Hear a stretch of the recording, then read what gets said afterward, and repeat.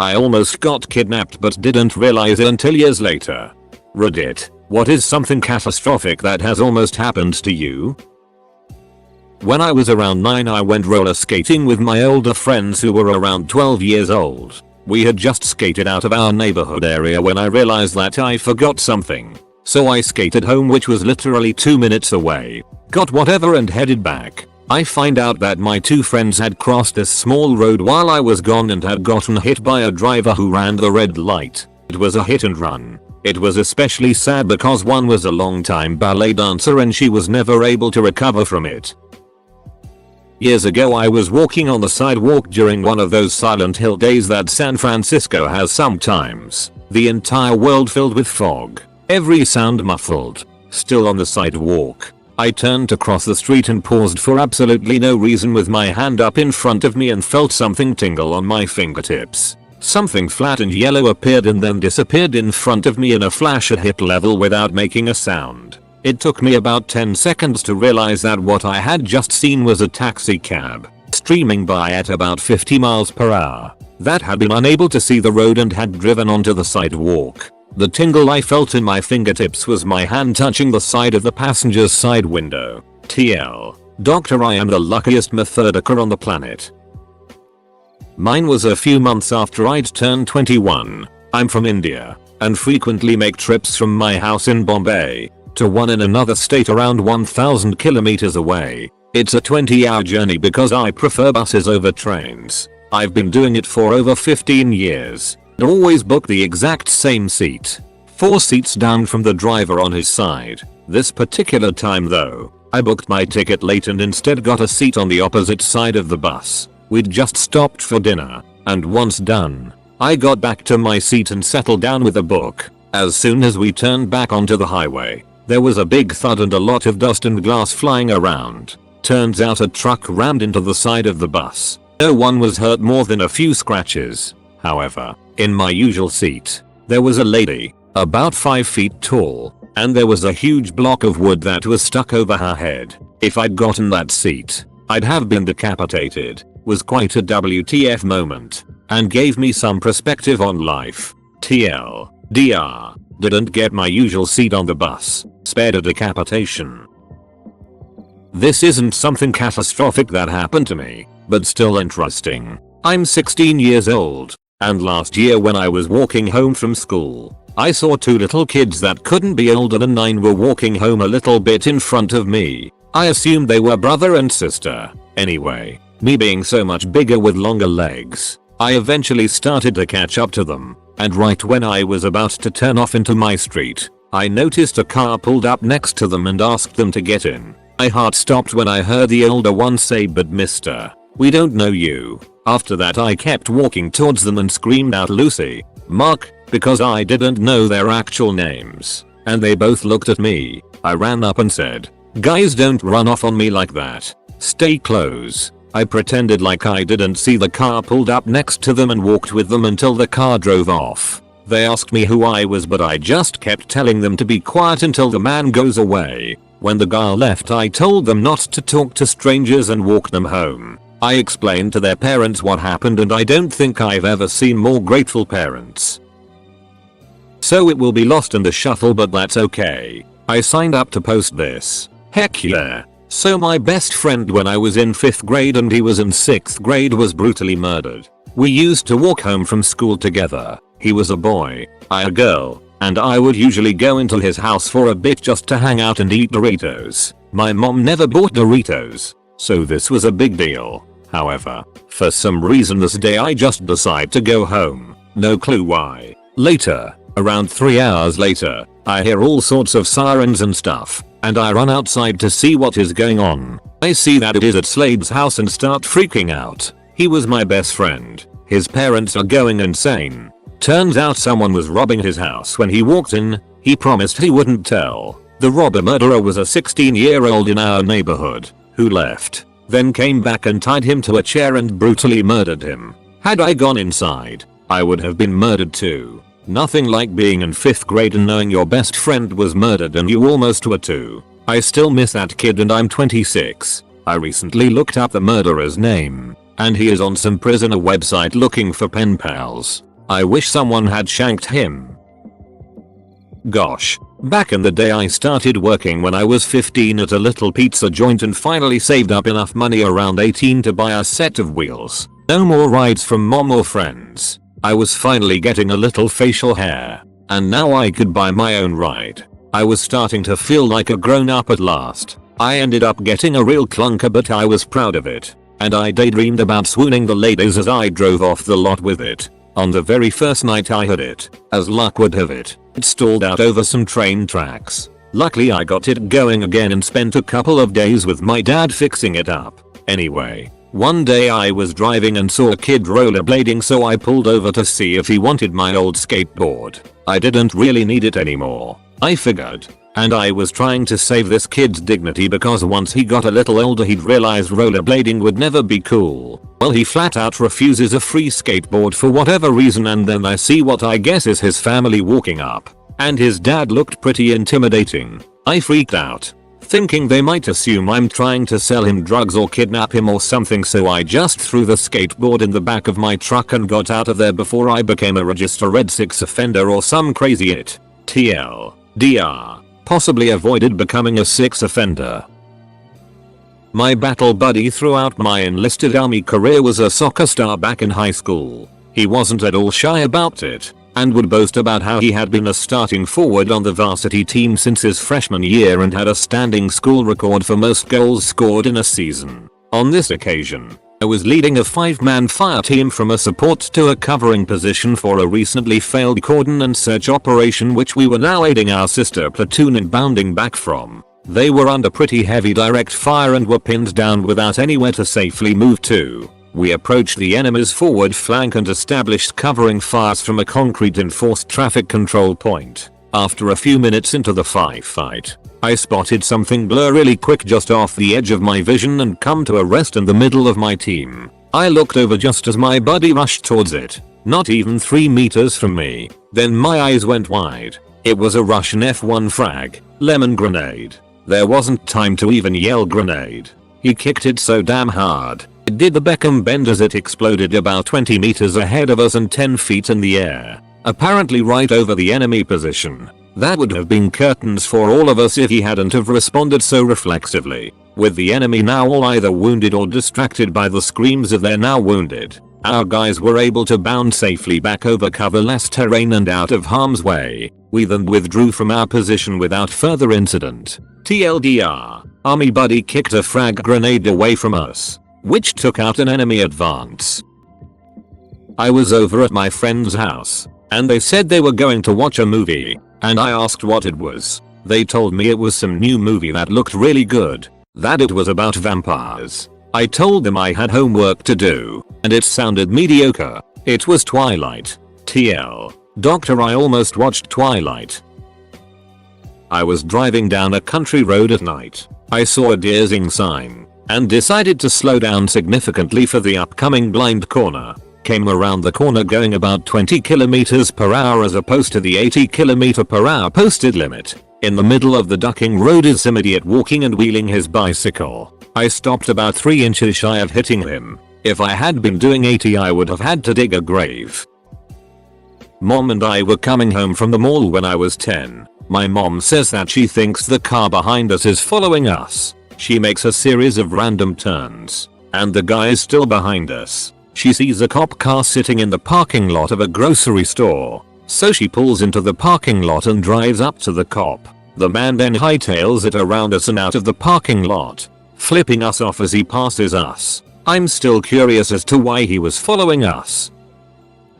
Finding out from an auntie from my dad's side that my parents were going to let my mum's sister and husband adopt me as a baby because they were childless for a long time. If the transaction happened it would have been kept a secret. Thank goodness it never happened. The woman is a nutcase and the husband ended up divorcing her after they had a son. Their kid grew up whacked and feral, and my parents became his guardian. The poor kid didn't even know how to wipe his ass and had to be spoon-fed at age 10. When I was about 3 or 4 years old, I was watching TV in the basement with my dad while my mom was out with her friends. We heard the door open upstairs and someone walking around. My dad told me to go upstairs and say hi to my mom. and being lazy, I refused. A few hours later my mom did come home and she asked my dad if he had moved some of the stuff in our house because it was missing. We had been robbed. If I hadn't been so lazy, I would have gone upstairs and that guy might have taken me too. He also might have seen that someone was home and fled. But the other option is really scary to think about. So I was walking back from lunch with my friend freshman year of high school. We lived in the same neighborhood so we were pretty good friends. It was a really safe place too. And awesome. Anyway, we're walking home and there's this old lady standing at the end of her alley. Old people do what they want. So we don't think anything of it as we head our way. Once we get near her, she asks us a favor. Can you two boys help me move some plants into my basement? Two things went through my mind. 1. Plants don't belong in basements. Not a lot of light and such. 2. I might end up like those plants, stuck in the basement without much light if I help her. So here I am, stuck in my basement without much light, but it's on my terms now. I was four-wheeling with some friends up in the Rocky Mountains last summer. I'm not from the US and this was my first time so I was just a passenger. Everything was going normal, at least as normal as I think, yelling yahoo while listening to the Team America soundtrack. When we took a turn a little too sharp and high-centered on the edge of a cliff, it was like slow motion as we slowly crept toward the edge and I decided to put on my seatbelt. The car got stuck on a mound but wouldn't move backwards. I think the mound was the only thing that slowed us down enough not to go off the cliff. We were literally an inch away from plummeting to our doom, while America Duck Yo was blasting through the speakers. We don't let Corey drive anymore. I hope you see this, Corey. You are an awful driver. Probably will get buried, but both my parents were flying out of Boston on the morning of 9.11 on different flights. Sadly my mother was on flight 11. But there was a terrifying period that morning where I thought they both might have died. Absolutely devastating to have lost my mother, but unbelievably lucky I didn't lose them both. While working in my old job, I was asked to work in this one area that was not properly insulated. I refused to do the work in that area because it was not safe, even though the plant operators were trying to push that it was safe to work there. Not even 15 minutes later, the alarm in the plant sounded. There was a hydrogen sulfide leak in that area that killed 2 and injured 4, one of which died and was revived 4 times by paramedics. By died, I mean his heart stopped. In middle school I volunteered to work one period for the school library rather than have study hall. I got along really well with the head librarian. I would say he was the first adult that I thought of as a friend. He was really friendly towards me. A few years later I come home from college on break and my mom starts asking me questions about him. Turns out he had been molesting boys at the school. TL. Doctor didn't get molested by a librarian. Now I have self-esteem issues. Same as you. OP. I wandered away from my mother briefly at an outdoor market and this middle-aged, heavyset guy grabbed me with no warning and tried to drag me into his van 10 feet away. I was a scrawny kid, so it almost worked. 2. Screamed my head off for help. He took off running. For years I thought that this was just something that happened to most kids. Ducked me up a bit when I realized just how close I came to being kidnapped. Edit. It did not help that my mother thought I was making it up and still seems to have no regret about that. Hahaha, that's funny. I was in a similar situation where I almost got kidnapped but didn't realize it until recently. So, here I am. White 8-year-old girl in Jamaica desperately looking to get her hair cornrowed. This was a one-day stop as part of a cruise, so I'm sure we all look very touristy. Anyways, somehow I got separated from my mom and I found a very nice man who told me he could do my hair for me. All I had to do was hop in his sketchy ass van and he would drive us both to his hair studio. Luckily, my mom found me and whisked me away as I was getting ready to go with him. I'm an idiot. A while back I was hit by a truck. Now, that was pretty bad, but I came away from it with just broken bones. The major breaks were my humerus, where the head snapped off, and both the tibia and fibula of my leg. Both of these breaks were nearly catastrophic. The humerus break was a centimeter away from damaging where the nerve connects in there. and my arm would have been paralyzed for life had that been a bit different in location. My tibia punctured the calf in such a way that there was severe internal bleeding. If I hadn't been brought to the ER within the fast time frame I did, it would have either caused me to bleed to death, filled and swollen the calf until the muscles popped, paralyzing them for life too, apparently, or both. And all of this was having jumped onto the hood so that I didn't get the full weight of the truck to my torso. Yeah.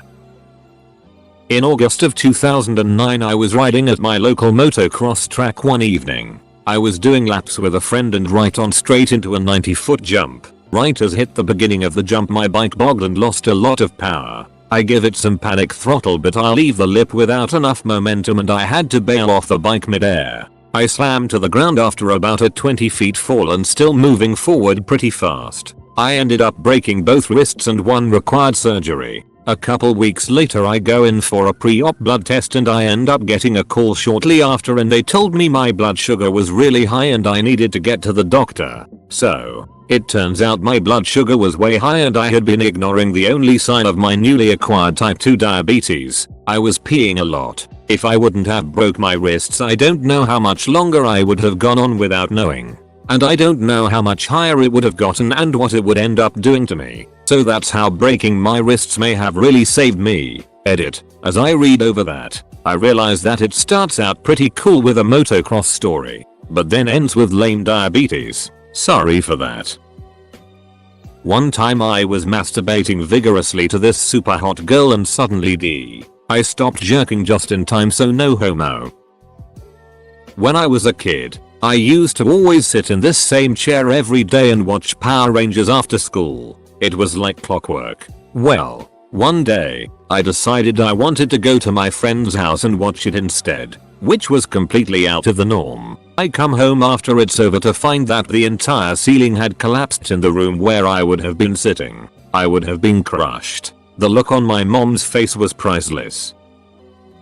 I was about 7-8 and playing hide and seek with my friends. When it was my turn to hide, I ran into one of their houses. We all lived in one tight neighborhood. Looking for a spot, I ran into this girl, who was also playing with us at the time, then 40's father. He asked why I was on their yard, then offered to hide me by pressing me against the wall and starting to grind on me. I didn't know what the hell he was trying to do then, but it felt weird, so I pushed him away and ran. I continued playing and never thought of it again. Not until years later I realized how lucky I was to be able to run away from that. Never told anyone, including the daughter, since. When I was 9, my family and I were in Yellowstone and went on a hike that passed by Mystic Falls. Near the cliff, we stopped for some water. Somehow we ended up getting into a water fight, splashing water at each other out of our water bottles. I jumped back to avoid some water, slipped, and started to slide down the side of the cliff, my legs hanging over a 70-foot drop. I started having a vivid flash to what it would look like as I fell down, and my family was just staring at me, shocked. My mom finally snapped out of it and pulled me up. Later on, we got to the bottom of the waterfall through that trail. I started jumping from rock to rock along the water where my brains were very nearly almost splattered upon. I was kidnapped as a kid when I was 3 or 4. My mom and older brother and I were at a swap meet. My mom was going from vendor to vendor getting what she needed while she asked my brother to follow along holding my hand while I happily ate ice cream. For some reason, my brother stopped paying attention to me and let go of my hand. He must have been 10 or 11, and my mother turned to ask for me. He said he didn't know where I was. She began to panic as she looked for me. Eventually, another vendor who saw the whole thing tipped her off. 2 people had bundled me up in a carpet and started carrying me away. Fortunately, my mother found and caught up with them and got me back. This is the story I tell people when they want to hear something interesting about me. I was walking down a dark narrow street, not technically an alley, that I'd always thought was safe enough. It was near my ex's house and I was heading back to my car to go home. 3 wild drug users appear. They produce shivs and demand my wallet and car keys. They're pretty obviously tweaking on something. Shivers, jittery eyes, all of the clues. I pull out my own knife from my pocket and flip it open. It's considerably stronger and longer than their sharp microwave turntables. I don't say anything. I just hunch my shoulders and give them a dead stare, and they just look at each other and walk away. I have no idea if I was prepared to defend myself with potentially lethal force. I just am thankful it never came to anything. TLDR staved off a mugging with intimidation. Got lucky.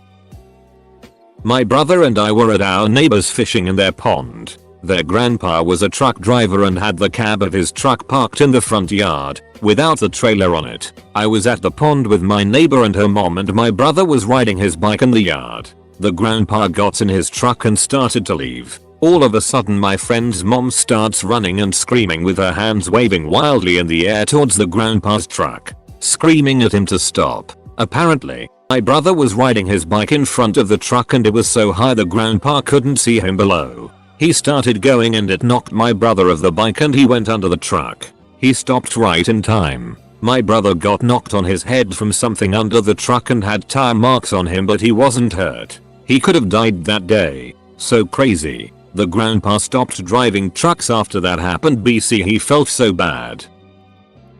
When I was 10 I was almost shot in my sleep by my mother's ex-boyfriend. Instead he just shot her in the head, killing her, and left me alone. He left, returned to his apartment and called the police and confessed before taking his own life. The police found me still asleep and brought me to a neighbor's until my stepfather could be found to tell me my mother had been murdered. Not sure if this counts, as even though I escaped being murdered, something pretty catastrophic still happened.